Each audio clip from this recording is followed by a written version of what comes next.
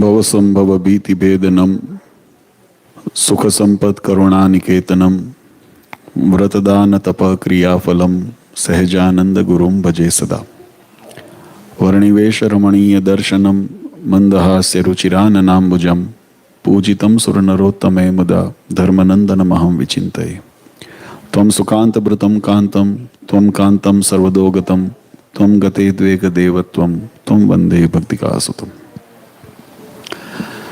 સર્વ અવતારી સર્વ કારણના કારણ આપણા સૌના મોક્ષદાતા ઈષ્ટદેવ ભગવાન શ્રી સ્વામિનારાયણ સંપ્રદાય દક્ષિણ વિભાગ અધિષ્ઠાતા દેવ વડતાલવાસી શ્રી લક્ષ્મીનારાયણ દેવ હરિકૃષ્ણ મહારાજ, અમદાવાદ બિરાજમાન શ્રી નરનારાયણ દેવની સ્મૃતિએ સહિત વિદેશની ધરતી ઉપર પિટ્સબર્ગને આંગણે આજની આ દિવ્ય સત્સંગ સભામાં ઉપસ્થિત ધર્મકુળ આશ્રિત વાલા સર્વે અમારા સંતો પાર્ષદો, શ્રીજીના લાડીલા ધર્મકુળ આશ્રિત વાલા સર્વે સત્સંગી હરિભક્તો, સર્વ ધર્મ પ્રેમી સજ્જનો, સર્વ મોક્ષ ભાગી જીવાત્માઓ, દરેક ભક્તજનોને અમારા હૃદયપૂર્વક જય સ્વામિનારાયણ. વાલા ભક્તો, ઘણા વખત પછી આજે પુનઃ એક વખત પિટ્સબર્ગને આંગણે આવવાનો અવસર મળ્યો છે અને ઘણા ભક્તોને પહેલાં આવ્યા હતા ત્યારે સત્સંગમાં બધાને મળવાનો અવસર મળ્યો હતો અને આજે લગભગ 4-5 વર્ષ પછી પુનઃ જ્યારે મળ્યા છીએ, ઘણા ભક્તો નવા પણ અહીંયા આગળ દેખાય છે. પણ તમને બધાને મળીને મનની અંદર ખૂબ સંતોષ અને આનંદ થયો છે.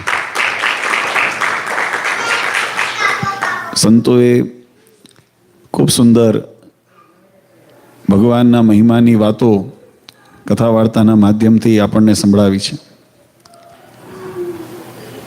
આ જીવાત્મા માટે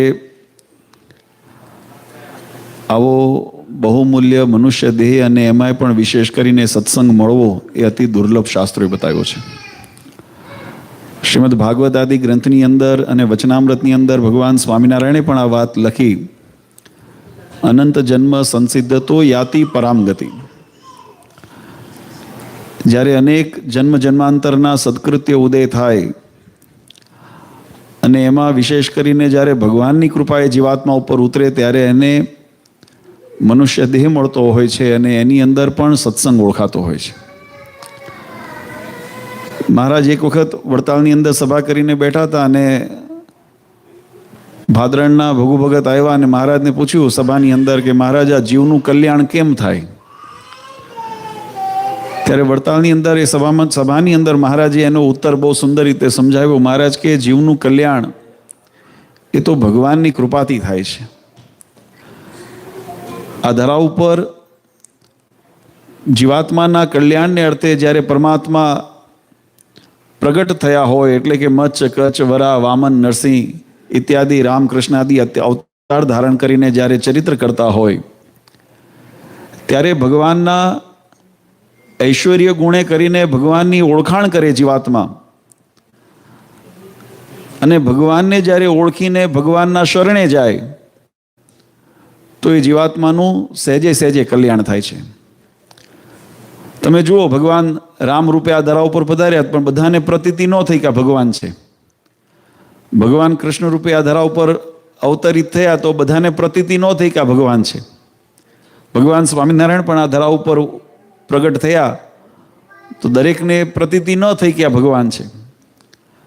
એ તો જેના પ્રારબ્ધની અંદર ભગવાનની પ્રાપ્તિનો યોગ નિર્માણ થયો હોય એને પરમાત્માના એ ગુણથી, એ પરમાત્માના ઐશ્વર્ય પ્રતાપથી ભગવાનની ઓળખાણ થાય કે આ ભગવાન છે. અને મહારાજે તો વચનામૃતની અંદર, આપણા શાસ્ત્રોની અંદર અનેક એવા પ્રસંગો છે કે મહારાજે કેવળ જીવાત્માએ ભગવાનને ભગવાન જાણ્યા, આટલો ગુણ ગ્રહણ કર્યો ને તોય મહારાજે એનું કલ્યાણ કર્યું છે. કદાચ ભક્તિ કરી, સાધન કર્યું, ન કર્યું. મહારાજ એક વખત ગરડાથી વડતાલ જતા હતા અને ત્યાં ધોલેરા પાસે સોઢી ગામ આવે છે. મહારાજ ત્યાંથી પસાર થતા હતા અને સવારનો પ્રભાતનો સમય એટલે મહારાજે ઈચ્છા વ્યક્ત કરી કે સવાર થયું છે તો અમારે દાતણ કરવું છે. અને સોઢી ગામની અંદર, ગામ તમે જે કદાચ ભાલ પ્રદેશ જેને જોયો હોય, ખારો પાટ કહેવાય, અમારા મદન મોહનભાઈનો દેશ છે, ધોલેરા મદન મોહનજી મહારાજનો, એ અમારે કાળા પાણીની સજા કહેવાય. અહીંયા આગળ સંતોને પહેલાં મહાનતઈ આપતા ને તો એમ થતું કે આ કાળા પાણીની સજા આપી, કારણ કે એ વિસ્તાર એવો છે. એક સમયની અંદર સમૃદ્ધિ હતી, જ્યારે ત્યાં બંદર હતું, ધોલેરા બંદર હતું, ને જ્યારે જૂની સંસ્કૃતિ હતી ત્યારે ખૂબ જાહો જલાલી હતી. પણ પછી સમયાંતરે બધું એ ઓછું થઈ ગયું. ત્યારે મહારાજ એ વગડામાંથી પસાર થતા હતા ત્યારે સંતો બ્રહ્માનંદ સ્વામી આદિ સંતો, સુરાખાચર આદિ ભક્તો મહારાજની સાથે હતા. અને મહારાજને વાત કરી, મહારાજ આ તો વન વગડો છે, અહીંયા આગળ ક્યાં તમને દાતણ આપવું? મહારાજ કે તપાસ તો કરો, ગામની અંદર કદાચ કોઈને ત્યાં દાતણનો જો છોડ હોય, લીમડો હોય કે એવો બાવળ હોય કે કોઈ નાનું એવું કૂણું જો મળી જાય. મહારાજની આજ્ઞા થઈ એટલે સંતો ગામની અંદર તપાસ કરવા નીકળ્યા. અને ગામના છેવાડે એક સરસ નાનું એવું ઘર, મકાન કે ઝૂંપડું જેવું હતું. ત્યાં આગળ એક મુસલમાન બાઈ હતી, એના ફળિયાની અંદર આ છોડ હતો નાનો, ને એની અંદર આ દાંતણ જેવી એક બરાબર સોટી નીકળે એટલું નાનો છોડ હતો. એટલે જેને વાત કરી સંતોએ, સુરાખાચર આદિ ભક્તો હતા, મહારાજના પાર્ષદો હતા, જેને વાત કરી કે આવી રીતના ભગવાન સ્વામિનારાયણ આવ્યા છે ને એમને દાંતણની જરૂર છે. ત્યારે દાંતણની જરૂર છે એમ કીધું એટલે મુસલમાન ભાઈ હતી, પણ એને એવી શ્રદ્ધા હતી, એને એમ થયું કે આ તો બધા કદાચ લઈ જાય ભગવાનનું નામ દઈને. એટલે એને કીધું કે હું જાતે જઈને આપું, તમે આપો એમ નહીં. આપણે ત્યાં કોઈ કદાચ આવે કે આ લેવું છે તો આપણે આપી દઈએ કે તમે પહોંચાડી દેજો. પણ એને શ્રદ્ધા એવી કે ના, જો ભગવાન આવ્યા હોય, ખુદા આવ્યા હોય તો એના દર્શન થાય, અને આ ખરેખર સાચું બોલે છે કે ખોટું એની પરીક્ષા કરવી હતી. બંને વસ્તુ હતી.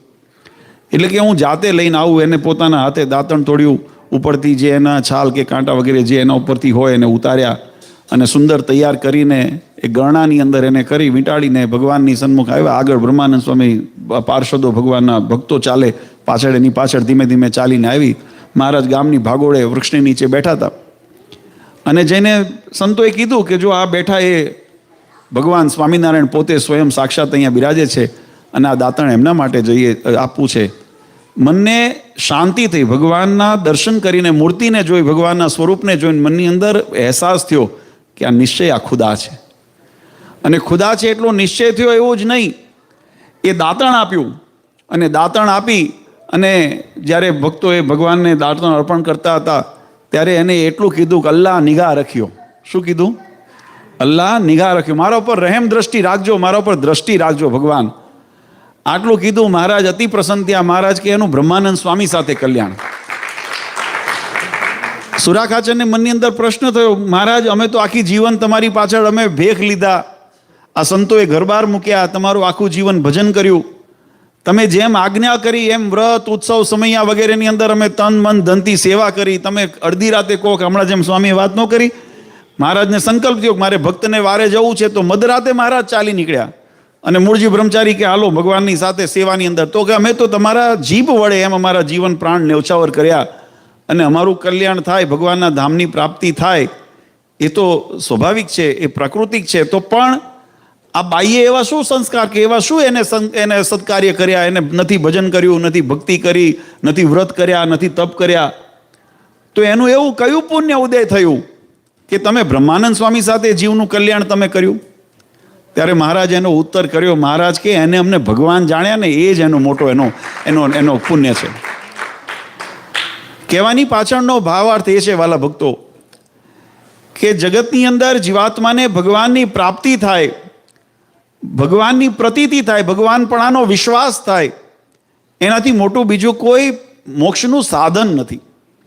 અને એટલે મહારાજે વચનામૃતની અંદર કીધું ભગુ ભગતને. મહારાજ કહે કે જીવાત્માને જ્યારે ભગવાનનો યોગ થાય છે અને જીવાત્મા એ ભગવાનની પ્રતીતિ કરે, પ્રતીતિ એટલે વિશ્વાસ, આ મને મળ્યા એ પરબ્રહ્મ પુરુષોત્તમ નારાયણ છે, એવી દ્રઢતા, નિશ્ચય થાય. અને એવો જ્યારે પરમાત્માનો નિશ્ચય થાય અને પરમાત્માનો આશ્રિત બને, ભગવાનના શરણે આવે, અને શરણાગતિનો સ્વભાવ કેવો હોય? શરણાગતનો સ્વભાવ, પ્રકૃતિ કેવી હોય? તો કે પોતાને જેને આરાધ્ય માન્યા છે, પોતાને જેને ઈષ્ટ માન્યા છે, એની અનુવૃત્તિની અંદર, એની ઈચ્છાની અંદર, એની રુચિની અંદર પોતાનું સર્વસ્વ સમર્પિત કરે, એનું નામ શરણાગતિ. તો એ રીતે જ્યારે ભગવાનના શરણે જીવાત્મા જાય ત્યારે જીવાત્માનું કલ્યાણ થાય, એમ વચનામૃતની અંદર મહારાજે લખ્યું. પણ વળી મહારાજને વળતો વિચાર આવ્યો. મહારાજ કહે કે પરમાત્મા ધરા ઉપર ચરિત્ર કરવા પધાર્યા હોય, લીલા કરવા અવતરિત થયા હોય, એ પ્રકૃતિને આધીન પોતે સ્વતંત્ર હોવા છતાં પણ પ્રકૃતિના ધર્મને ભગવાન પણ સ્વીકારે છે. ભગવાન કૃષ્ણ રૂપે અવતર્યા, એમની સમય અવધિ આયુષ્ય પૂરું કરીને મહારાજ પણ આ સંસારમાંથી વિદાય લીધી.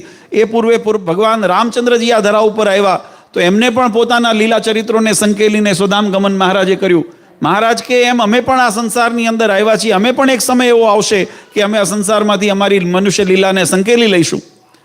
ત્યારે જીવાત્માને આશ્રયનું સ્થાન શું છે? ત્યારે જીવાત્મા ક્યાં જાય?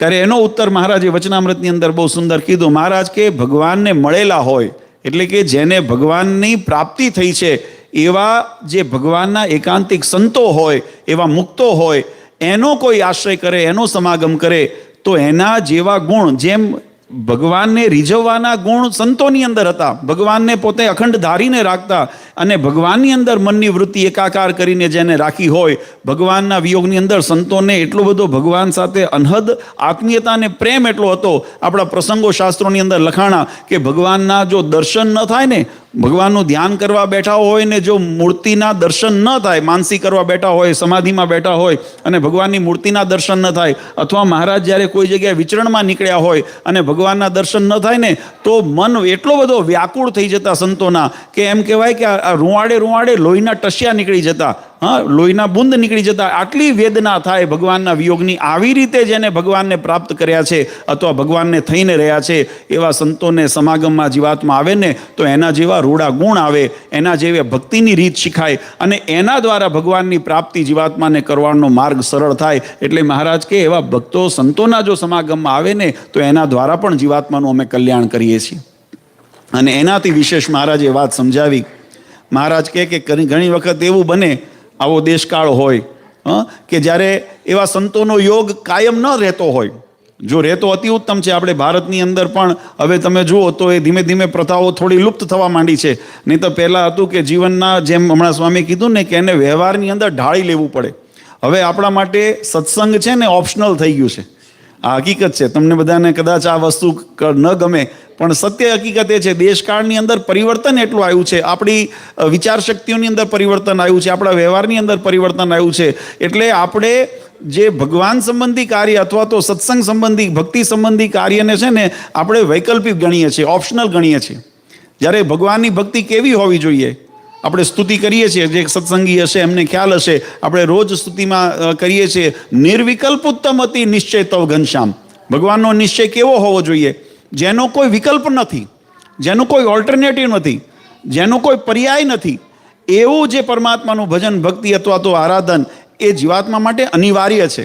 જેમ શ્વાસ લેવો આપણા માટે અનિવાર્ય છે ને, તમે જુઓ તો પ્રકૃતિની અંદર જીવાત્માને જીવવા માટે જેમ શ્વાસ લેવો અનિવાર્ય છે, જેને કહેવાય છે આપણે ઓક્સિજન અથવા તો પ્રાણવાયુ, આ પ્રાણવાયુ જીવાત્માને લેવો અનિવાર્ય છે, ઓપ્શનલ નથી. ઓપ્શનલ છે કદાચ વિચારજો કોઈ વખત કે ભાઈ ચાલો આજે અઠવાડિયું આપણે રોજ શ્વાસ લીધો, આખું જીવન આપણે શ્વાસ લઈએ છીએ ને આજનો દિવસ આપણે રજા પાડીએ. કોઈ એવું વિચારો છો કે ભાઈ આ ચાલો અડધો કલાક માટે આપણે શ્વાસ નથી લેવો? એમ એ નથી વિચારાતું, કારણ કે અનિવાર્ય છે. તો જેમ શરીરના પોષણ માટે પ્રાણવાયુ અનિવાર્ય છે, એમ આત્માના કલ્યાણ માટે, આત્માની તૃપ્તિ માટે, આત્માના પોષણ માટે ભગવાનનું સાનિધ્ય, ભગવાનની ભક્તિ, ભગવાનની મૂર્તિ એ અનિવાર્ય છે. એની અંદર કોઈ વિકલ્પ નથી. પણ એ જીવાત્માને સમજાતું નથી. આપણા શાસ્ત્રોની એક વખત મહારાજ સભા કરીને બેઠા હતા, સમય કેટલું, અડધો કલાક, પોણો કલાક, 8:15, ઓકે. સમયની મર્યાદા પાછી બાંધવી પડે, કારણ કે વિદેશની અંદર તમે બધા પાછા વ્યસ્ત હો. પણ એક બહુ સુંદર ટૂંકની અંદર વાત સમજાવું. મહારાજ એક વખત સભા કરીને બેઠા હતા. નિત્યાનંદ સ્વામીએ મહારાજને પ્રશ્ન કર્યો. ભગવાનની આગળ શાસ્ત્રોની કથા વંચાતી હતી, એટલે કથા વંચાતી હતી તો મહારાજે કીધું કથા રોકાવી અને કથાની અંદર જે પ્રસંગો આવ્યા એના ઉપર મહારાજ કે ચર્ચા કરીએ, એના ઉપર વિશ્લેષણ કરીએ. એટલે નિત્યાનંદ સ્વામીએ કીધું કે મહારાજ આ શાસ્ત્રની અંદર એવા સ્મૃતિઓની અંદર એવા શબ્દો આવે છે, સ્મૃતિના સિદ્ધાંતો એવા બતાવે છે કે જેમાં લખ્યું ઋત જ્ઞાનમ ન મુક્તય મુક્તિ, કે જ્ઞાન વગર જીવાત્માની મુક્તિ નથી થતી. તો જ્ઞાન વગર જો મુક્તિ ન થતી હોય તો જ્ઞાન તો દરેકને છે. અને બે પ્રશ્ન પૂછ્યા. એક તો કે જ્ઞાનથી જ જો મુક્તિ થતી હોય તો ધર્મ આદિ જે બીજા જે સાધનો બતાવ્યા એનું શું પ્રયોજન છે? પહેલો પ્રશ્ન. જો જીવાત્માને કેવળ જ્ઞાન થવાથી જ જો મુક્તિ થઈ જતી હોય તો પછી બીજા ભક્તિ કરવી, ઉપાસના કરવી, વ્રત કરવા, તપ કરવા, દાન કરવું, સેવા કરવી, આ બધા સાધનો શાસ્ત્રોએ શા માટે બતાવ્યા છે? જ્ઞાનથી જ મુક્તિ થતી હોય. અને બીજું કે જો જ્ઞાનથી જ મુક્તિ થતી હોય તો માને કે ન માને જુદી વસ્તુ છે, પણ જગત આખાને જ્ઞાન છે કે ભગવાન છે. કોઈ માને, કોઈ નાસ્તિક હોય તો એમ કહે છે અમે ભગવાનને નથી માનતા, પણ ભગવાન કોન્સેપ્ટ કંઈક છે એટલું એને ખબર છે ને.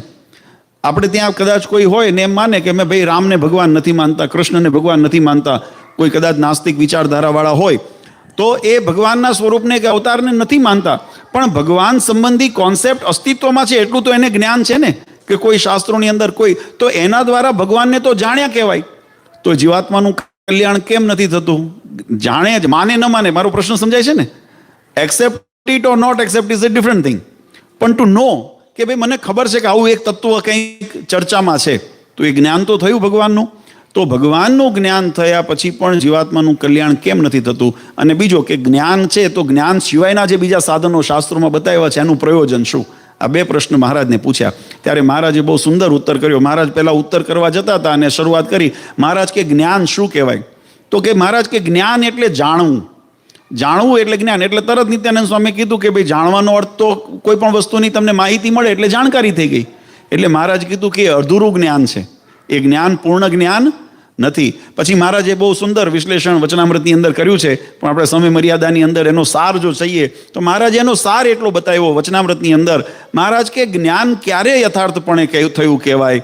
તો મહારાજ કે કેવળ ઇન્દ્રિયોએ કરીને તમે જ્યારે વિષયને તમે જાણ્યો હોય તો એ તમારું ન્યૂન જ્ઞાન છે, ઓછું જ્ઞાન છે, એને જ્ઞાન નથી કીધું, કારણ કે માત્ર ઇન્દ્રિયો તમારી પ્રવૃત્તિ છે.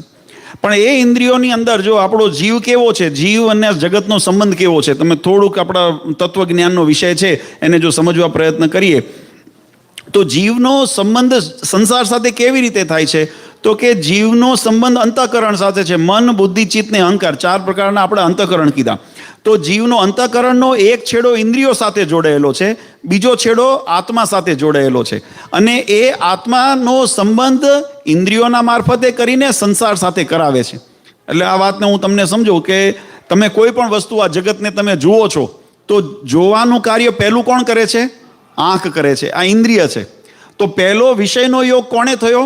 ઇન્દ્રિયને થયો. એ ઇન્દ્રિયનો સંબંધ અંતઃકરણ શોધે છે. તમારી એ જે તમારી દ્રષ્ટિ તમારી જે વિષય ઉપર પડી એ વિષયને વિશ્લેષણ કોણે કર્યું? એનો અનુભવ કોણે કર્યો? એનું વિશ્લેષણ કોણે કર્યું? તો કે મન અને બુદ્ધિએ કર્યું. જે મન બુદ્ધિએ એનું વિશ્લેષણ કર્યું. તમે કોઈ ઠંડી વસ્તુને અડો, જો આ ત્વચાનો ગુણ છે, સ્પર્શ કરો એટલે તમને એનો અહેસાસ થાય. આ ત્વચાનો ગુણ છે. તો ત્વચાનો ગુણ છે કે આનો સ્પર્શ કર્યો એટલે એનો અહેસાસ થયો, અને એ જે અહેસાસ થયો કર્મેન્દ્રિય જ્ઞાનેન્દ્રિય કરીને અહેસાસ થયો, પછી એને મને બુદ્ધિએ નક્કી કર્યું કે આ ગરમ છે કે ઠંડુ છે. તમે જુઓ, નહીં તો દેખાવમાં તમને ખબર ન પડે, આંખેથી માત્ર જોયાથી ખબર પડતી નથી, પણ તમે એને સ્પર્શ કરો એટલે ખબર પડે કે આ ઊનું છે કે ટાઢું છે કે હૂંફાળું છે કે જે રીતે. અને એનો અહેસાસ જ્યારે અનુભૂતિ કોણે કરી? અનુભૂતિ આત્માએ કરી. અનુભૂતિ કોણે કરી? આત્માએ કરી. આત્મા પ્રગટ થઈને બહાર થઈને એ વિષયને ભોગવતો નથી, પણ આત્માને અંતઃકરણના માધ્યમે કરીને, ઇન્દ્રિયોના માધ્યમે કરીને વિષયને ભોગવે છે. એટલે વિષયનો યોગ ઇન્દ્રિયો સાથે થાય, ઇન્દ્રિયોનો અંતઃકરણ સાથે થાય, અને અંતઃકરણનો અહેસાસ જીવ સુધી પહોંચે ત્યારે જીવ પછી નક્કી કરે કે હવે આ મને ભાવે છે કે નથી ભાવતું, આ મીઠું લાગ્યું, કડવું લાગ્યું. સ્વાદ તો જીવ પર આવે ને. અને આ તમને દ્રષ્ટાંત તમને એમ થાય કે આ તત્વજ્ઞાનની અંદર કેવી રીતે? તમે જુઓ, શરીરમાંથી પ્રાણ નીકળી જાય છે તો શરીર તો ત્યાંનું ત્યાં જ છે, ઇન્દ્રિયો ત્યાંની ત્યાં છે. અથવા તો તમને થોડાક આધુનિક ભાષામાં સમજાવું, કોઈને પેરાલિસિસ, ભગવાન ન કરે પણ કોઈને પેરાલિસિસ થઈ ગયો હોય, એનું શરીર ખોટું પડી ગયું હોય, અંગ ખોટું પડી ગયું હોય, દેખાય છે હાથ પણ પેરાલિસિસ થઈ ગયો છે, પછી હાથ ઉપર તમે ગમે તેટલો સ્પર્શ કરાવો કે તમે કરો એનો કોઈ અહેસાસ આવતો નથી, કારણ કે એનું જોડાણ અંતઃકરણ સાથેનું તૂટી ગયું છે. અને અંતઃકરણ સાથેનું જોડાણ તૂટી ગયું છે, અંતઃકરણ સાથે, ભલે રમવા દો છોકરાઓને, ભલે લેટ ધેમ પ્લે, હા લેટ ધેમ પ્લે. અંતઃકરણ સાથેનું જોડાણ તૂટી ગયું છે એટલે જીવને અનુભૂતિ થતી નથી. તો અનુભૂતિ કરનાર કોણ છે? આત્મા. આત્મા અનુભૂતિ કરનાર છે. અનુભૂતિ કરવાનું માધ્યમ શું છે? તો કે ઇન્દ્રિયો છે અને મન છે. તો જેના દ્વારા જીવાત્મા, એટલે બહુ હું એનો સાર તમને કહું કે જીવાત્મા વિષયનો યોગ અંતઃકરણ અને ઇન્દ્રિયો દ્વારા કરે છે. એ માત્ર જો ઇન્દ્રિયો દ્વારા કરે તો એની અંદર એટલી અનુભૂતિ એના આત્મા સુધી પહોંચતી નથી. આપણે તમને આનું પણ દ્રષ્ટાંત બતાવું. ઘણી વખત તમે સાંભળો છો પણ ધ્યાન નથી હોતું, તો શું કહેવાનું ને શું કહેવાનું તમે ક્ષણિકમાં ભૂલી જાઓ છો. થાય છે કે નહીં આવું? વ્યવહારમાં તમને અનુભવ કરતા હશે. હમણાં તમે વાત કરી અને તમે એને બહુ ધ્યાનથી નથી સાંભળી, તો તમને શબ્દ તો કાણે અથડાણા. કર્ણેન્દ્રિયે પોતાનું કામ કર્યું, વિષયનો યોગ કર્યો. શબ્દ એનો વિષય છે. શબ્દ, સ્પર્શ, રૂપ, રસ અને ગંધ, આ પંચ વિષયની અંદર કાનેન્દ્રિયે પોતાના શબ્દને શ્રવણ કરવાનું કામ કર્યું, પણ એની અંદર મન નહોતું, આપણું બુદ્ધિ અથવા ધ્યાન નહોતું એની અંદર. તો આપણને શું બોલાણું શું કહેવાનું એની અનુભૂતિ આમાં અહીંયા સભાની અંદર ઘણા બધા બેઠા હોય, પણ ઘણા જો ખાલી શરીરથી બેઠા હોય તો અહીંયા શું કથા વાર્તા સંતોએ કરી તેને ધ્યાનમાં રહે નહીં. કેમ? કારણ કે મનથી આપણે સાંભળ્યું નથી. જો મન અંદર પોરવાય તો આપણે એની અંદર આપણને ધ્યાનમાં રહે. પછી મને જ્યારે એને શ્રવણ કર્યું, પહેલાં ઇન્દ્રિય શ્રવણ કર્યું, એ અહેસાસ મન સુધી પહોંચ્યો, પછી મન એનું વિશ્લેષણ કરે. આમાં હિતનો શબ્દો હતા, અહિતના શબ્દો હતા, ગમતા શબ્દો હતા. કોઈ આપણને અપશબ્દ કે કોઈ આપણને ગાળ દે તો આપણને મનમાં લાગી આવે છે. લાગી આવે છે. કેમ? કે એનું વિશ્લેષણ થયું, કાં તો મારું અપમાન થયું અથવા તો મારું સન્માન થયું, જે રીતે જેનો અનુભવ થયો હોય. તો એ અનુભૂતિ જે કરવાનું કાર્ય છે એનું વિશ્લેષણ જે છે એ આપણા અંતઃકરણે કર્યું, અને એની અનુભૂતિ જીવ થઈ. પછી જીવ એમ માને છે કે આ મારું સન્માન થયું, મારું અપમાન થયું. માત્ર પછી જીવ માને છે કે આ ગરમ છે કે ઠંડુ છે, આ કડવું છે કે મીઠું છે. એ જીવને અનુભૂતિ. તો કર્મ કરનાર જીવ છે, અને એ કર્મને કરવા એટલે મહારાજે વચનામૃતની અંદર બહુ સુંદર આપણે જ્ઞાનની વ્યાખ્યા સમજીએ છીએ. તો જ્ઞાન કોણે કહેવાય? તો માત્ર ઇન્દ્રિય કરીને ભોગવેલું છે મહારાજ કે એને જ્ઞાન કીધું નથી. પણ ઇન્દ્રિય, અંતઃકરણ અને જીવ એ જ્યારે એકરૂપ થઈ અને એની અનુભૂતિ જીવ સુધી પહોંચે ત્યારે એ જીવનું જ્ઞાન થયું કહેવાય. અને એ જ્યારે જીવને જ્ઞાન થાય અને એની અંદર પાછો નિશ્ચય થાય, એની અંદર વિશ્વાસ થાય, એવી રીતે જ્યારે જીવને પ્રતીતિ થાય ત્યારે એ જ્ઞાન દ્વારા જીવને મુક્તિની પદની પ્રાપ્તિ થાય છે. અને જ્યારે જીવને એવું જ્ઞાન થાય, ભગવાનનો મહિમા જીવને સમજાય, પછી જીવાત્માએ ભગવાનને રીઝવવા શું ન કરે. વચનામૃતની અંદર મહારાજને બહુ સુંદર પ્રશ્ન પૂછ્યો. મહારાજને કહે કે આ ભગવાન જેને પ્રેમ હોય, ભગવાન પ્રત્યે, ભગવાનના સંતો પ્રત્યે, સત્સંગ પ્રત્યે જેને મમત્વ છે, એને કહે કે પોતાના પીયુને, આપણે જો પરિવારની અંદર હોઈએ તો પોતાના બાળકની સાથે હેત હોય તો એને રાજી કરવા શું નથી કરતા આપણે? મહારાજ કે પછી સાચું ખોટું ન જોવે, કાળી મજૂરી કરવાની થાય. આપણે બધા શા માટે મજૂરી કરીએ છીએ? ખાવા તો 2 રોટલી જોઈએ છે.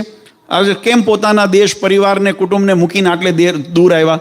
તો મોટા ભાગે બધાને એ જ એનો જવાબ હોય છે કે અમારું ભવિષ્ય થોડું સુરક્ષિત થાય અને અમારું બાળકોનું ભવિષ્ય સુરક્ષિત થાય. તમે બાળકોના ભવિષ્યને હેત હતું ત્યારે તમે વિચાર્યું ને? તમે એના હેત હતું એટલે મહારાજ કે શું ન થાય? જેને ભગવાન અને ભગવાનના સંતો ભક્તોની અંદર હેત હોય તો એના માટે શું ન થાય? તો એવી જેને ભગવાન પ્રત્યેની પ્રતીતિ થઈ હોય એને જીવનની અંદર પછી ઉપદેશ ન કરવો પડે કે તમે ભગવાનનું પૂજા કરજો, ભગવાનનું ભજન કરજો, ભગવાનને રાજી કરવા વ્રત કરજો, ભગવાનના બાંધેલા નિયમ માનજો, ભગવાનની આજ્ઞામાં રહેજો. એને કહેવું ન પડે. એનો નિશ્ચય એને એવું કાર્ય કરાવે. અને એવો નિશ્ચય જ્યારે જીવાત્માને થાય, ભાગવતજીની અંદર, ઉદ્ધવ ગીતાની અંદર એક બહુ સુંદર લખ્યું છે. જ્ઞાનના પણ પ્રસંગ બતાવ્યા છે. આપણે જ્ઞાનનું સ્વરૂપ જોયું કે અંતરથી જ્યારે અનુભૂતિ થઈ હોય એને સત્ય જ્ઞાન કીધું, અને એવું સત્ય જ્ઞાન જીવાત્માને મોક્ષનું કારણ બતાવે છે. પણ એની અંદર પણ મહારાજે બહુ સુંદર વિશ્લેષણ ભાગવતજીની અંદર આવે છે. ઉદ્ધવ ગીતાની અંદર મહારાજે બહુ સુંદર કહ્યું કે જ્ઞાનની અંદર પણ તફાવત છે.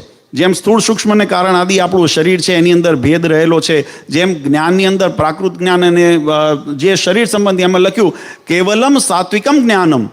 કેવલમ સાત્વિક, જે મનને આપણે સમજીએ, આ જે આત્મા છે, કેવલ શાસ્ત્રનો મત છે. સત્ય શું છે? તો કે આત્મા સત્ય છે. જીવ છે ને એ હમણાં સ્વામીએ વાત કરી ને, નૈનમ છિંદતી શસ્ત્રાણી, નૈનમ દહતી પાવક, નૈનમ જેને અગ્નિ બાળી શકતો નથી, વાયુ સૂકવી શકતો નથી. આત્મા છે, નિત્ય છે અને સત્ય છે. તો એવો શાશ્વત શરીર જે આત્મા છે કેવો છે? તો એ આત્માનું જ્ઞાન, જેમ કહીએ છીએ કે બ્રહ્મરૂપ, 3 દેહ, સ્થૂળ સૂક્ષ્મને કારણ દેહથી વિરક્ત અને સર્વનો કરતા, આ ક્ષેત્રજ્ઞ એવું જે શરીર એનો જ્ઞાની, એનો ક્ષેત્ર એવું જે શરીર એનો જ્ઞાની ક્ષેત્રજ્ઞ, એવો જે આત્મા, એ આત્મા સ્વરૂપને જે ઓળખે, દેહત્રય વિલક્ષણમ નિજાત્માનમ બ્રહ્મરૂપમ દેહત્રય વિલક્ષણમ, પોતાના આત્મરૂપને જે જાણે એનું કેવલ જ્ઞાન થાય. કેવલ હું આત્મા છું આવું જેને નક્કી થાય ને, આ કેવું જ્ઞાન છે? જ્ઞાનમ સાત્વિકમ જ્ઞાનમ, કેવલમ સાત્વિકમ જ્ઞાનમ. જેને કેવલ હું આત્મા છું આવી પ્રતીતિ થાય ને, આ સાત્વિક જ્ઞાન છે. અને હું પછી એની ફળશ્રુતિ પણ બતાવું. પછી રજો વૈકલ્પિકમ ચ યત, જે વૈકલ્પિક છે એટલે હું શરીર પણ છું, આવું જ્ઞાન થવું એટલે દેહાભિમાન અંદર આવ્યું. શરીર સંબંધી એની અંદર પહેલાં હું એકલો આત્મા છું, આ કેવું જ્ઞાન છે? આ સાત્વિક જ્ઞાન છે. એની અંદર હું આત્માની સાથે આ શરીર પણ છું, આ હું મારું પોતાનું માન્યું છે, એટલે થોડોક એની અંદર ભેળસેળ આવ્યું. શરીર સંબંધી એની અંદર અહમ આવ્યો, અને અહમ આવે એ કેવું થયું? રજોગુણયુક્ત જ્ઞાન થયું. પછી જે પ્રાકૃતમ તામસમ જ્ઞાનમ, જે પ્રાકૃત જ્ઞાન છે, પ્રાકૃત એટલે જે ભોગવિલાસ ભોગવવાનું જ્ઞાન, આહાર, નિદ્રા, ભય, મૈથુન, આ બધા જે આપણે જે દરેક પ્રાણી માત્ર કરતા હોય છે. પશુ યોનિની અંદર હોય તો એને આહાર જોઈએ છે, ભોગ વિલાસ ભોગવે છે, મૈથુનાદિ કરે છે, અને એ તમામ જે પ્રકૃતિના પ્રાકૃત જ્ઞાન કીધું. વિષય સંબંધી, શરીરના સંબંધી જગતના વિષયો છે એની અંદર જે એને સંબંધી જ્ઞાન હોવું, એને તામસ જ્ઞાન કીધું શાસ્ત્રની અંદર. આ તામસ જ્ઞાન છે. અને તામસ જ્ઞાનથી આગળ કે મનનિષ્ઠમ નિર્ગુણમ સ્મૃતમ, જે ભગવાનની પ્રત્યે નિષ્ઠા દ્રઢ કરીને આ જ્ઞાન કેવું છે? નિર્ગુણ છે. રજ સત તમ ગુણે યુક્ત નથી, એ નિર્ગુણ જ્ઞાન છે. તો કયું જ્ઞાન મુક્તિ અપાવે છે? નિર્ગુણમ સ્મૃતમ. જે નિર્ગુણ જ્ઞાન છે, જે રજ સત તમ ઇત્યાદિ જે અહંકાર છે, એ અહંકારથી મુક્ત થઈને જે મળેલું જ્ઞાન, પરમાત્મા સંબંધી થયેલું જ્ઞાન છે, જે જીવાત્માને પરમાત્મા સાથે પોતાના, અને એની ફળશ્રુતિ પણ જો સાત્વિક જ્ઞાન હોય ને, આત્મ સંબંધી જ્ઞાન, તો એ સુખ અને શાંતિની અનુભૂતિ કરાવે. રજોગુણ સંબંધી જે જ્ઞાન છે ને, એ તમને ભોગ વિલાસની અંદર તમને રચ્યા પચ્યા રાખે. તામસ ગુણ યુક્ત જે જ્ઞાન છે ને, એ જીવાત્માને અધોગતિના પતનના માર્ગે ચાલે. તમે તમારી સ્વાર્થને પૂર્ણ કરવા માટે, તમારી મહેચ્છાઓને પૂર્ણ કરવા માટે ધર્મ, અધર્મ, વિવેક, મર્યાદા, સત્ય, અસત્ય બધું ભૂલી જાઓ. કેમ? કારણ કે તમોગુણ પ્રધાન જ્ઞાન છે. એ માત્ર ભોગવિલાસની અંદર, જગતના વિષયોની અંદર જીવાત્માને આસક્તિ કરે. અને આ ત્રણેય જે જ્ઞાન છે એ ક્યાંક ને ક્યાંક જીવાત્માને બંધન કરે. સત્વ જ્ઞાન આમ પરમ બ્રહ્મની પ્રાપ્તિ કરાવે. શાસ્ત્રોમાં લખ્યું કે સત્વ જ્ઞાન ગુણ પ્રધાનપણે હોય તો એ બ્રહ્મની પ્રાપ્તિ કરાવે, પણ એની અંદર આત્મજ્ઞાનને બળ આપવું પડે. અને એવી રીતે એ સંબંધી જ્યારે જીવાત્મા જ્ઞાન થાય ત્યારે જીવાત્માની સ્થિતિ કેવી થાય? તો કે નિષ્ઠા પરમાત્માની પ્રત્યે, ભગવાનની અંદર જે નિષ્ઠા દ્રઢ કરવી, એ નિર્ગુણમ સ્મૃતમ. મહારાજ કે એવું નિર્ગુણ જ્યારે જીવાત્માનું વર્તન થાય ત્યારે ભગવાન સંબંધી જ્ઞાન એને દ્રઢ થાય. અને પછી મેં કીધું કે એને કહેવું ન પડે કે ભગવાનનું ભજન કરજો, ભગવાનની ભક્તિ કરજો. એને તો અંતરની અંદર એવી સ્ફૂર્ણા થાય, મન કર્મ વચન કરીને એ ભગવાનની ભક્તિની અંદર કરે. અને આજે પણ આ તો થોડું મેં કીધું એ પ્રમાણે આ જ્ઞાનની વાર્તા તમને વ્યવહારમાં કદાચ રોજ આપણને સાંભળવા જોવા નહીં મળતી હોય. આ છે તો યુગોથી આ પરંપરા, મોક્ષની કલ્યાણની પરંપરા જ આ છે. બાકી તો જગતમાં પુનરપી જનનમ, પુનરપી મરણમ, પુનરપી જનની જઠરે શયનમ, આ પ્રકૃતિ છે. જગતની અંદર જીવ આવે છે ને ભોગવે છે ને મરે છે, આવે છે ને ભોગવે છે ને મરે છે. એની અંદર કોઈ ફેર નથી પડતો. પણ જ્યારે જીવાત્માને મનુષ્ય શરીર મળ્યું છે, એમાં પણ વિશેષ કરીને ભગવાન ઓળખાણા છે, ત્યારે જીવાત્માનું પહેલું કર્તવ્ય છે કે હવે પુનર્જન્મ ન વિદ્યતે, ફરી જન્મ ન લેવો પડે. એના માટે સાધન શું કરીએ? તો શાસ્ત્રકારોએ કીધું યત્કિંચિત. એવું નથી કે જગતની અંદર બીજું કંઈ ન કરવું, તમે વ્યવહાર ન કરો, તમે કમાઓ નહીં. હમણાં અમે ઉતાર્યા હતા, અમારા અર્જુન ભગતે બહુ સુંદર એક પ્રશ્ન પૂછ્યો હતો. અર્જુન ભગતે પ્રશ્ન પૂછ્યો કે આપણે આ કમાઈએ છીએ તો આ માયા કહેવાય ને? એને બહુ સુંદર, બરાબર? Am I right Arjun? You ask me the question. એને કીધું કે આ કમાઈએ, ત્યારે મેં એનો ઉત્તર કર્યો. મેં કીધું માયાનું સ્વરૂપ શું છે? વચનામૃતની અંદર મહારાજે કીધું કે ભગવાન અને ભક્તિની વચ્ચે અવરોધ બને ને એનું નામ માયા. જે માયા ભગવાનની ભક્તિની અંદર અવરોધરૂપ બને. તમે સારું ખાવ એ માયા નથી, પણ ભોજનની અંદર આસક્ત થઈ જાઓ અને અહીંયા સુધી આસક્ત થઈ જાઓ. મેં કીધું તમોગુણ જ્ઞાન, તમોગુણ જ્ઞાન કે ખાવા માટે પછી ગમે તેવું ખાવું, ગમે તેવી રીતે ખાવું. અભક્ષ્ય ભક્ષ્ય, તમે કોઈ વિવેક ન રાખો, વ્યસન કરો, માંસ મટી વગેરે જે પણ જે ન ભક્ષ્ય શાસ્ત્રની અંદર મર્યાદા બતાવી, આજે એને બધા સુધી મર્યાદા તમે મૂકી દો તો એ માયા થઈ. તો એ માયા, કારણ તમોગુણ એની અંદર આવ્યો. માયાના 3 ગુણ છે, રજ, સત ને તમ. આમ તો જો વિવેચન કરવા જઈએ ને તો સમય ઘણો જાય, પણ આપણી સમયની મર્યાદા છે. પણ હું ટૂંકની અંદર સાર સમજાવવા પ્રયત્ન કરું છું કે છે વસ્તુ એ જ, પણ મહારાજે કીધું ધર્મની મર્યાદામાં રહીને તમે કરો તો એ માયારૂપ થતી નથી. એ જ તમને કર્મ ભગવાનની ભક્તિ તરફ વાળે છે, એ જ તમને ભગવાન સાથે જોડે છે. તમે પોતાના આચરણની અંદર શુદ્ધતા રાખો, પવિત્રતા રાખો, અને ભગવાનની અંદર મનની વૃત્તિ એકાગ્ર. તમે વ્યવહાર કરો, પણ એ વ્યવહારની અંદર બંધાવો નહીં. અને માત્ર હું મારા નિર્વાહ માટે આ કાર્ય કરું છું એવી સમજણ સાથે તમે સારું કમાઓ, સારું ખાઓ, સારું ઓઢો, સારું પહેરો. વિદેશની અંદર તમે રહો છો, અહીંના સગવડ પ્રમાણે તમે કદાચ સુખ સાહેબી કે તમે એને ભોગવો, એની જરાય ના નથી. પણ સાથે સાથે કલ્યાણ, આત્માનું કલ્યાણ બગડે નહીં એનો ખટકો રાખીને ભગવાનની ભક્તિ કરો. એની મર્યાદા સમજો કે મારી મર્યાદા મને શું શીખવે છે. આપણી સંસ્કૃતિ આપણને શું શીખવે છે. પછી કોઈ રામને ભજતા હોય, કોઈ કૃષ્ણને ભજતા હોય, કોઈ મહાદેવજીને ભજતા હોય, કોઈ માતાજીને ભજતા હોય, પણ આપણી જે શાસ્ત્રોક્ત પરંપરા છે એ પરંપરાની અંદર આપણી મર્યાદા આપણને શું શીખવી છે, અને એનું ગૌરવ રાખીને, કારણ કે નિષ્ઠા, મનનિષ્ઠમ, જે મનની નિષ્ઠાને દ્રઢ કરવી, એ નિર્ગુણમ સ્મૃતમ, ભગવાનને પ્રતિ નિષ્ઠા દ્રઢ કરવી, એ શાશ્વત જ્ઞાન કીધું છે, એ શાશ્વત સુખ કીધું છે. અને એ સુખની પ્રાપ્તિ જીવાત્માને ક્યારે થાય, ત્યારે આ જ્ઞાન, આ સત્સંગ કરવાની પાછળનો હેતુ એટલો જ છે વાલા ભક્તો, કે વ્યવહારની અંદર તો આપણે જગતની અંદર રૂપિયા કમાતા બધા શીખવાડશે, ભોગવિલાસ ભોગવતા બધા શીખવાડશે, દેખાદેખી એ શીખી જશું. અને એ બધું આપણને સંસારમાંથી શીખવા મળશે, પણ આત્મકલ્યાણની વાત કોણ કરશે? આપણે ગોડીમાં કહીએ છીએ ને, સંત વિના હિતની કોણ કહે? આ સત્સંગ સમાગમ દ્વારા, સંત સમાગમ દ્વારા, શાસ્ત્ર અધ્યયન દ્વારા આ જીવનું રૂડું કેમ થાય એની વાત આપણને સમજાય. અને સમજાયા પછી મેં કીધું એમ, માત્ર ઇન્દ્રિયો દ્વારા જો સાંભળ્યું હશે તો જ્ઞાન નહીં થાય. માત્ર અંતરકરણની અંદર મંથન કરીને, ઘણા કેવું છે, વિવેચન કરે, ડિબેટ કરે. ઘણી વખત તમને પ્રશ્ન પૂછવા આવે એટલે હું પહેલાં કહું, ભાઈ તમારે સમજવા માટે પ્રશ્ન પૂછો છો, ખાલી માથું ખાવા પ્રશ્ન પૂછો છો? કારણ કે માથું ખાવા પ્રશ્ન પૂછે શું કરે? તર્ક કરે, વિતર્ક કરે, બધું કરે, પણ અંતે માને નહીં કંઈ. તો એને એ બુદ્ધિનો કોઈ ઉપયોગ નથી. મહારાજે કીધું, વ્યવહારની અંદર ગમે તેટલો કુશળ હોય, ગમે તેટલી સફળતા મળી હોય, પણ આત્મકલ્યાણમાં કામમાં ન આવે એને અમે બુદ્ધિ ગણતા નથી. તો મહારાજે બહુ સુંદર વાત સમજાવી કે આત્મકલ્યાણના ભાવ સાથે જીવાત્માને જ્યારે જોડે, અને એવો જે સત્સંગ, એ જ આપણા મોક્ષનું લક્ષ્ય. અને વ્યવહારની અંદર તમે જ્યારે પણ કાર્ય કરતા હો તો આપણો મોક્ષ માર્ગ ભૂલાઈ નથી ગયો ને, એની ખટકો રાખવા માટે, જાગૃત કરવા માટે આવા સત્સંગના પ્રસંગો થતા હોય, સંત સમાગમ દ્વારા, કથા વાર્તા દ્વારા. અને એમાં પણ વાલા ભક્તો, કળિયુગ છે ને, એટલે થોડી સાવધાની પણ રાખજો, કારણ કે ઘણા બધા પ્રલોભનો અથવા તો આપણને બળતું બતાવનારા. અમારે ત્યાં આપણે કહેવત છે કે all glitters is not a gold. બધું કે ચમકતું સોનું હતું નથી, એ તો સોનાને પારખવું પડે તો એની કિંમત તમને મળે. ઓલું તમે કદાચ ખર્ચીને લઈ આવ્યા હો ને પછી બજારમાં જઈને એને વેચવા જાઓ ને તો એનું કશું ઉપજે નહીં. એમ તમે એમ માની લીધું કે આમાં મને મોક્ષ છે. કોઈ એવી પરંપરાઓ હોય, કોઈ એવી સંસ્થાઓ હોય, કોઈ એવા વ્યક્તિ હોય, તમે માની લીધું કે આની અંદર મને ભગવાન મને મળ્યા છે, પણ તમારા માનવાથી એ ભગવાન સત્ય થતા નથી. કારણ કે એનાથી પછી તમે જ્યારે ધામમાં જશો ને, ત્યારે યમના તેડા આવશે. ભગવાનના દૂતો, ભગવાનના પાર્ષદો લેવા કે મહારાજ સ્વયં લેવા આવતા નથી, કારણ કે તમારું કર્મ એવું છે. એટલે કર્મ કરતી વખતે સાવધાન રહીએ. શુદ્ધ, સાત્વિક અને જે શાસ્ત્ર સંમત કાર્ય હોય, ભગવાનની આજ્ઞા પ્રમાણે બંધારણ હોય, અને એ પ્રમાણે જે મહારાજે આજ્ઞા કરી એ પ્રમાણે આપણે સત્સંગ કરીએ, ભગવાનની ભક્તિ કરીએ, તો થોડું કરેલું છે ને. મહારાજે આપણે સ્તુતિની અંદર કહીએ છીએ, અણુમપ્ય તુલમ હિ મન્યતે સહેજાનંદ ગુરુ ભજે સદા, કે શરણાગત પાપ પર્વતમ, પર્વત જેવા પાપ કદાચ થયા હોય ને, જાણે કરવાના નથી. કારણ કે આમાં નહીતર ઘણા અન્ય અર્થ કરે કે પર્વત જેવા પાપ હોય તો ભગવાન માફ કરે છે, તો આપણે કરો ઢગલા ઊંચા, એવો એનો અર્થ નથી. પણ થયા હોય, કારણ કે આ એક જન્મનું નથી, આ મનુષ્ય જન્મ એકનું આ તાર નથી.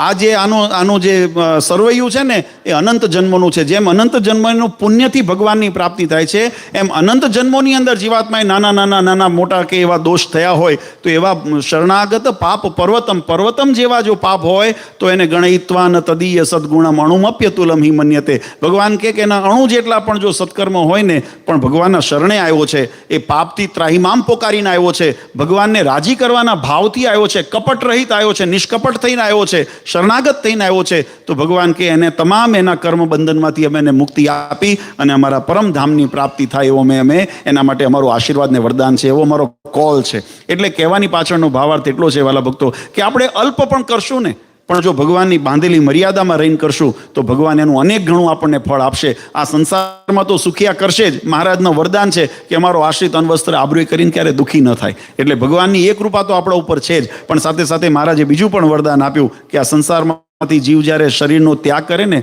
ત્યારે રૂવાડે વીછી કરડે એટલી વેદના થતી હોય છે. કોઈ વખત અહેસાસ કરજો, એક નાની એવી અગરબત્તી, એટલે કરશો નહીં, આ તો કદાચ થયો હોય તો અગરબત્તી હોય ને એને આમ અડાડજો અહીંયા આગળ, એ આખો શરીરનું 6 ફૂટનું 5 ફૂટનું આપણી કાયા છે ને, એ બધું એનો જે ઇન્દ્રિયનું જે ચૈતન્ય છે ને, અહીંયા જતું રહે છે.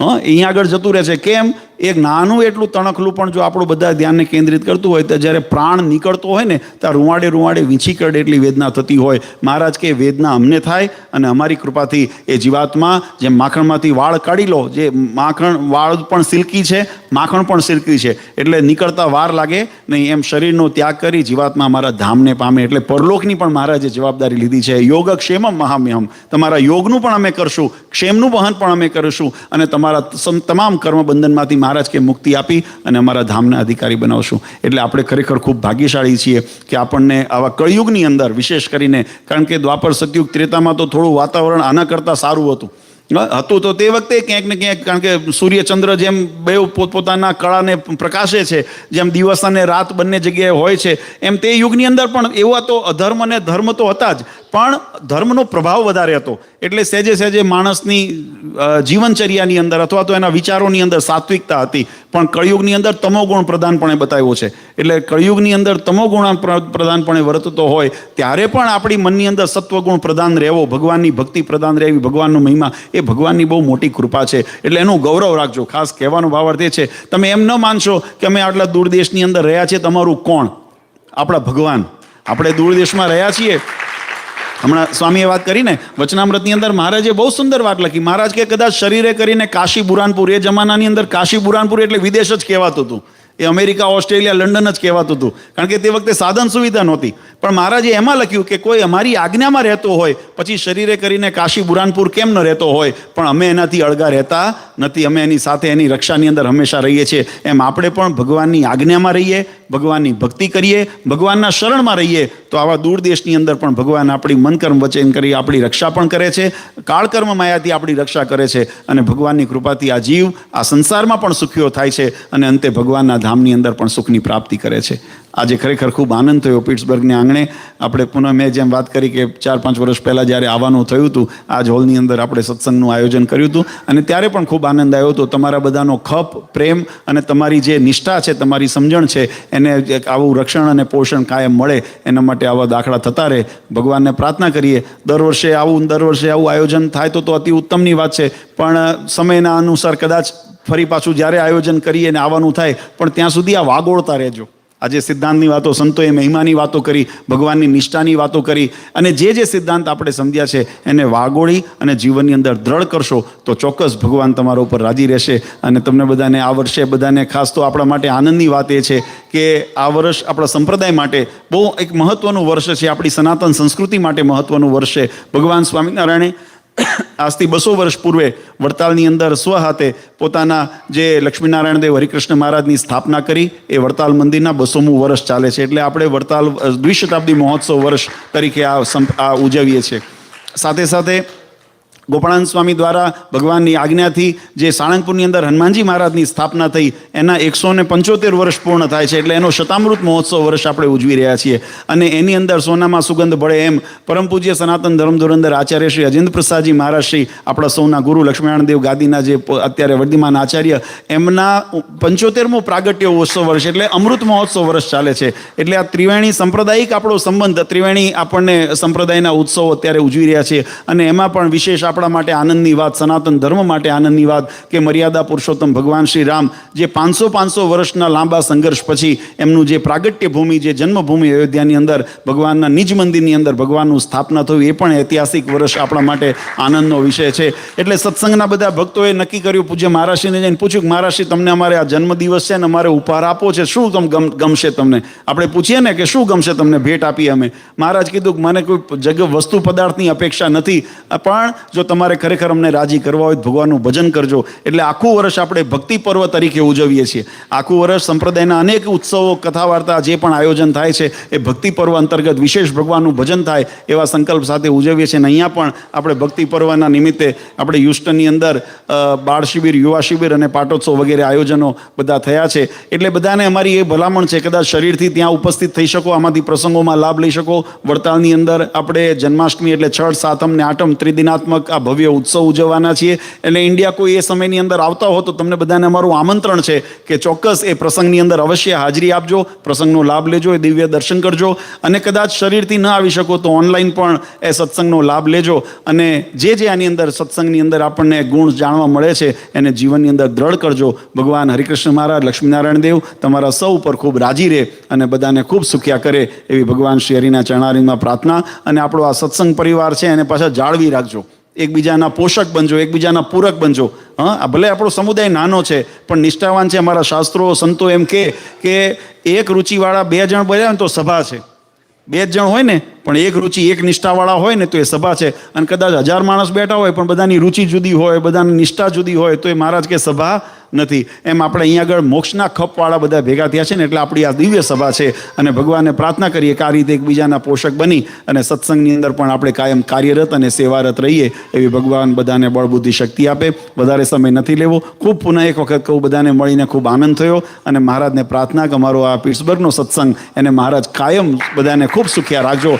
આ બાળકોને, યુવાનોને, વડીલોને એમનો ભગવાનની કૃપા કાયમ એમના ઉપર ઉતરતી રહે. જીવનની અંદર સફળતા મળે, ખૂબ કીર્તિ યશ ખૂબ પામો અને ભગવાનનું ભજન પણ ખૂબ કરો. એ જ મહારાજના ચરણારવિંદમાં પ્રાર્થના કરી. પરમ પૂજ્ય સનાતન ધર્મ ધુરંધર આચાર્ય શ્રી અજેન્દ્ર પ્રસાદજી મહારાજ, અશોક ગાદીવાળા પૂજ્ય માતુશ્રી અને અમારા સમસ્ત ધર્મકુળ પરિવાર વતી આપ સૌને અંતરના આશીર્વાદ આપી મારી વાણીને વિરામ આપું. સહેજાનંદ સ્વામી મહારાજની જય.